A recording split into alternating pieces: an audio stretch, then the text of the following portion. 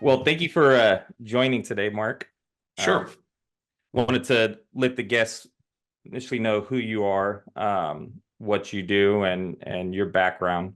Um, First off, we'll have a link at the bottom of this. Mark is actually an author also, Truth from the Valley and Truth from the Trenches. So I'll have a link for you guys to check that out at the end. So tell me a little bit about Mark.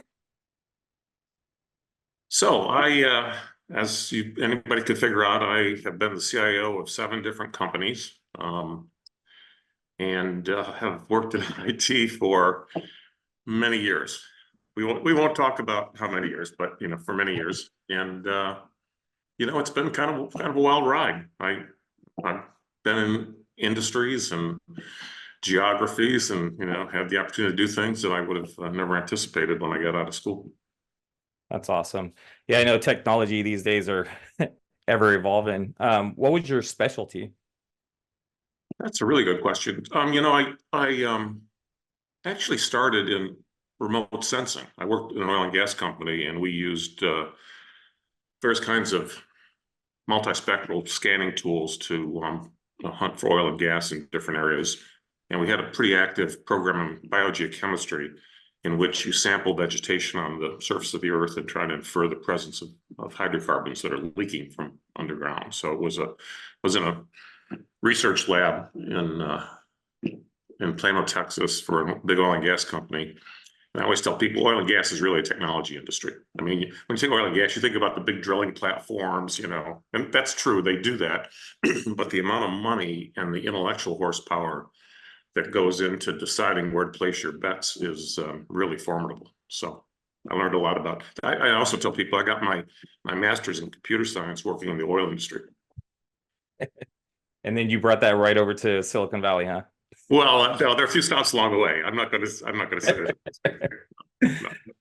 So one of the questions that I think we were able to speak about before was how important it is for career development and what that looks like for you. Can you elaborate on what you meant when we had a conversation before about career development?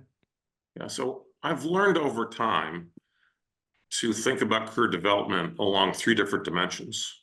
So the first is, technical skills and knowledge and experience. I think that's pretty obvious. I think a lot of people that get started in IT, that's almost like the sole dimension that they think about when they, in their own minds, think about career development. The second dimension is your business knowledge. So I always counsel people, you're in a company, like, you're living the business. There are people in colleges that are trying to get MBA degrees. They're studying from a book or listening to somebody talk about what it's like to, do sales and marketing or warehouse optimization or whatever. You're actually here, like, you can tangibly look at the way we're making decisions and use technology to make better decisions. And so you learn a lot about the business. And then the third is, your ability to work with people. And not to say you've got to be like the leader of a team, or you've got to take on a people management role. But it's just like a basketball game where, you get a certain player in and they go, he or she, they make everybody better. They're getting everybody in the game. They're like playing to everybody's different strengths, and people are having more fun, playing the sport by being together. So I guess one of the things that I learned that I would pass along to everybody, and hopefully, they wouldn't have to wait as long as it took me to figure this out. But as you move on in life, your technical knowledge will remain important, but a lot of the jobs you're going to get are going to be based on those other 2 dimensions as well, like your business acumen and your ability to work with people and kind of be a force multiplier in terms of the energy and accountability and innovative thinking that you bring to a team of people. So again, I would just counsel everybody, maybe on an annual basis, the company's going to perform their performance review. You should perform your own career development review on the company and use those dimensions to kind of score the experiences that you've had over the last year.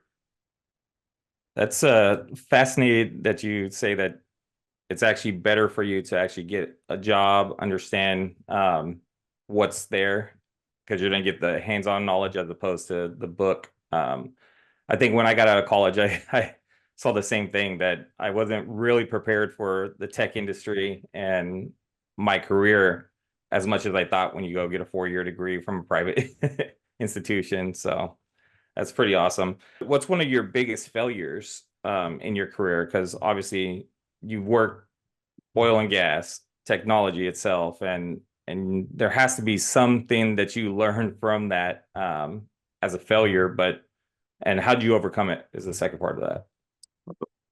One thing I've learned after taking on management roles, and this is going to sound very cruel, but I'm going to kind of cut to the chase. I probably should have fired certain people earlier than I did.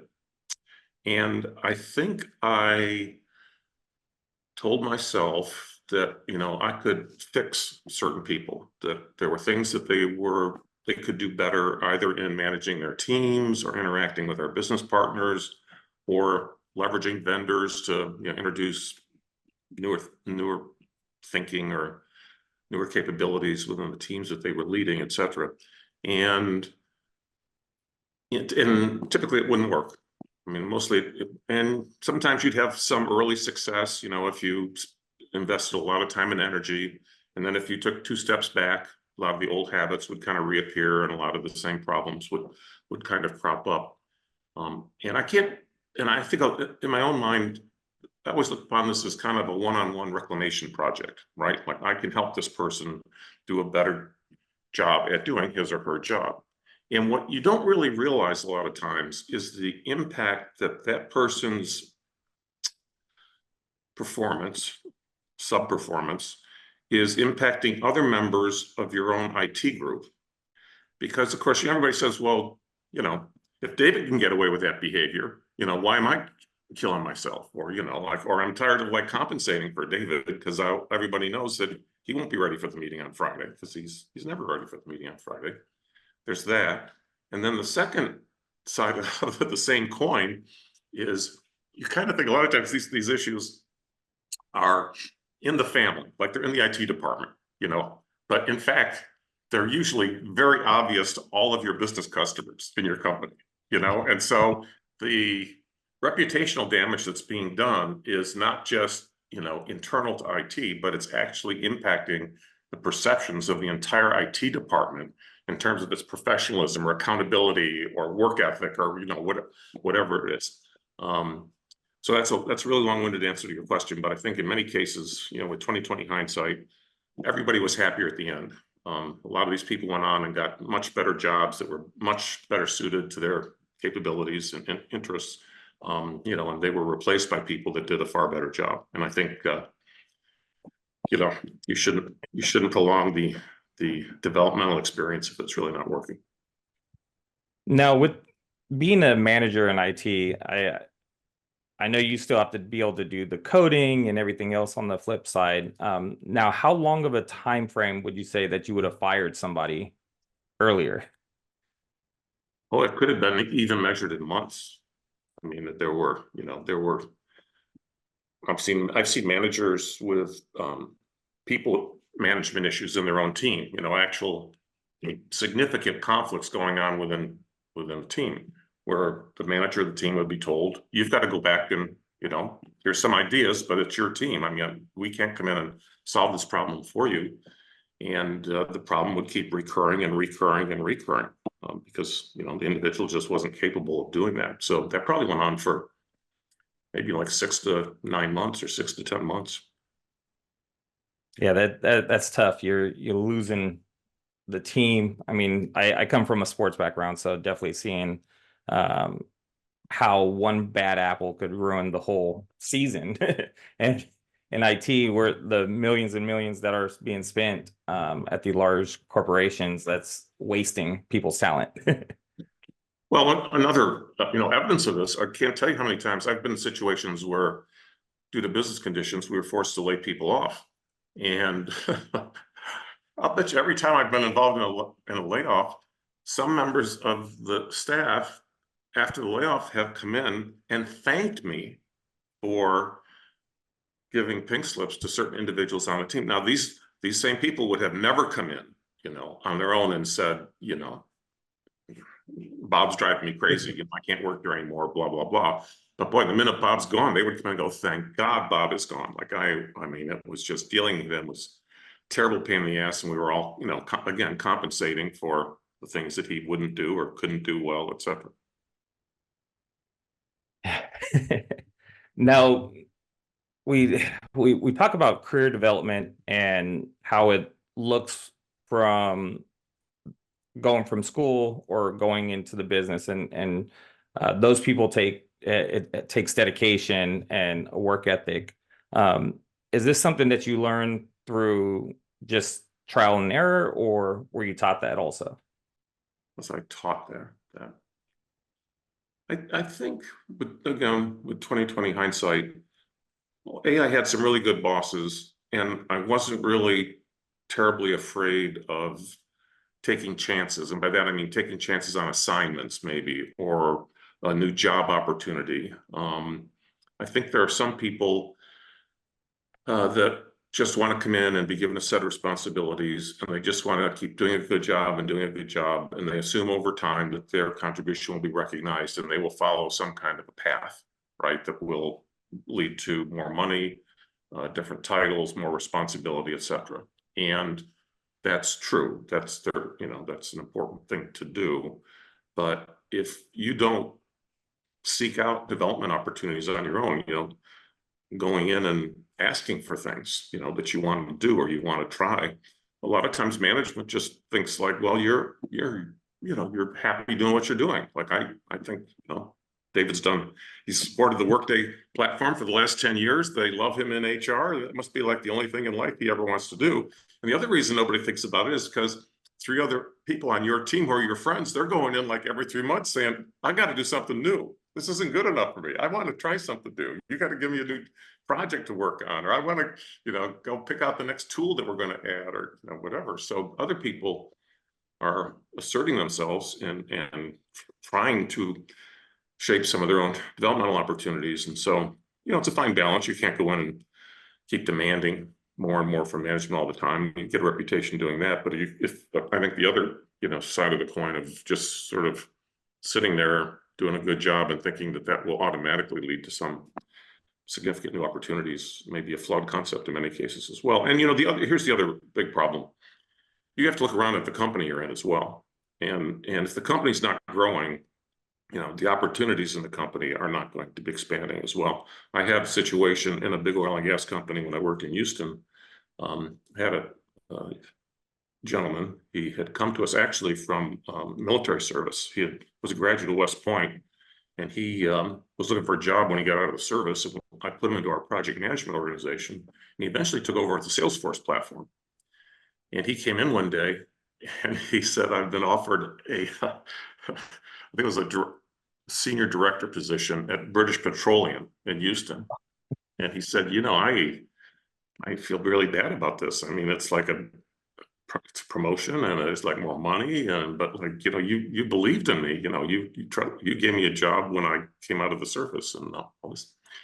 And I said, here's the thing, the company I was working for at the time wasn't really growing that fast. I said, you go over there, you'll learn more in 2 years going over there, and then I could hire you back to come back here, and it will be better for me because you'll get exposed to far more than I would ever be able to expose you to over the next 2-year period of time. So don't look upon this as like, you're violating a trust or an obligation that you have here. This is the right thing, for you, and maybe our paths will cross again somewhere downstream. So again, I think, you want to seize those opportunities and take a realistic assessment of the situation you find yourself in. Because again, you could do all of the above, perform spectacularly in your current assignment, be given a bunch of really cool special projects that expose you to higher management or partners outside the company, et cetera, et cetera. And again, if the company is really just fundamentally not growing, that's going to really impair any short or midterm opportunities that you're kind of waiting for other people to leave the company or to retire, basically, or have a medical issue of some type or another. Yeah, I think Silicon Valley definitely noticed that you either are dying or you're moving on. So what's the average career in Silicon Valley? 3 years, they're on to their next project. Yeah, and that's true. You know, the stigma associated with that, I think, has really gone away, significantly gone away. And in fact, people look at your pedigree. You know, it's sort of like if you're in school, you say, well, I got my undergrad here, and then I went and got this other degree, and then I went over here and I got a certificate at this or that. And then people say, well, let's see, you worked for Google and Facebook, and then they went over and he was at Salesforce for a while, and then, you know, he was at Workday. So, you know, he's seen the world, you know, he's seen a lot of great IT in practice. So you're right.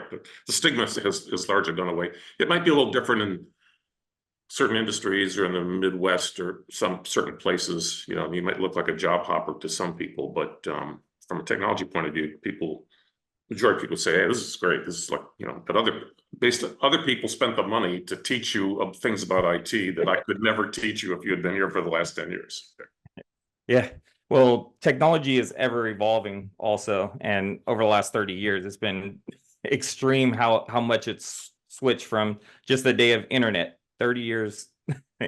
Now look where we're at, AI and the programming.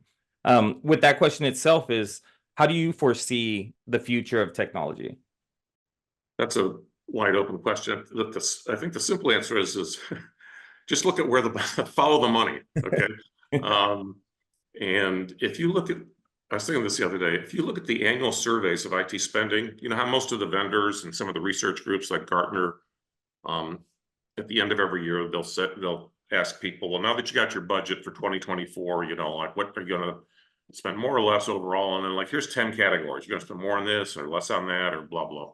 And I really think in recent memory, probably the last 3 to 4 years, the number one spending category is information security, and the number two is data analytics and data management. I mean, that's kind of where the world, you know, is largely headed. I think you know, cloud is still a challenge for some organizations. They're still trying to get it right to figure out what should be kept maybe in a proprietary data center, how to manipulate the pricing practices and ancillary services associated with different, you know, public cloud providers, et cetera. So there's still opportunities there. And you know, any kind of real-time application that's revenue generating that you're running in a cloud environment, if you understand that, I mean, that what maybe 20 years ago would have been somebody with a really rock solid background in data center operations, like really understood how a whole data center worked, from the network to the compute to the storage devices, right, and all that. Well, nowadays, if you got a big app that's running up on the cloud and you're generating revenue, and you've got, I don't know, tens of thousands of people hitting it every hour or something like that, you know, if you understand the anatomy of that application relative to the anatomy of that cloud infrastructure you're running on, that's a pretty important knowledge set to be able to have. So, yeah. Well, thank you for sharing that with my guests. I did think that's important to see as I have more guests on, like what their thought process of the future is, and follow the money is a very important one. So, but I do want to have a couple of minutes to let you talk about both your books, because being an author, I thought about it, but the process and so forth, I don't know if I'm fit for writing a book itself. So here I am speaking. Well, you know, the first book was Truth from the Trenches. Part of the motivation was kind of personal therapy. I can't remember if we talked about this before, but over the course of my career, I had this manila folder, and the title of the folder was "You Can't Make This Stuff Up." And I would hear stories or be involved in incidents, activities that I would just have to jot down and stick in this folder, because it was like, you know, who could ever believe that this could have possibly happened at the end of the day? And the first book, the Trenches book, really talks about the personal competencies that people need to try to develop to take on leadership roles in IT. So it's very much like a career development, like a personal view at what you should think about getting good at. The second one is more about organizational competencies. So if you're trying to build a first-class IT organization, you can't be good at everything. The consultants have it right. You know, it's people, process, and technology. It's not technology and, you know, process and then people. And so that's you know, the focus of the second book. And again, it was, especially the first book, I would say was a very, personally satisfying experience. And I can't tell you, I still get kind of random outreach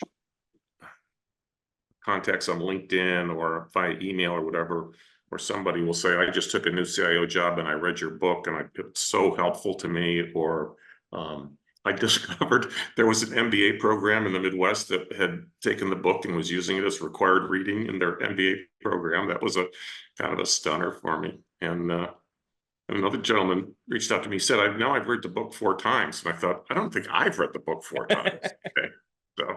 So it's been very rewarding. Not financially rewarding.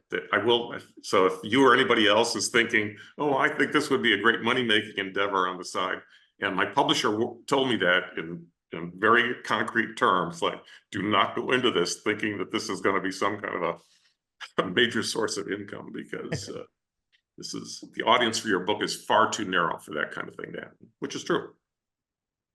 Yeah, well, I definitely appreciated reading them and appreciate you coming on today and talking about career development and some of the things that seeing it from a different point of view, us being in IT consulting and staff aug, you do see those job hopping, and it's not necessarily a bad thing. They're able to get in front of new technology as it's ever evolving.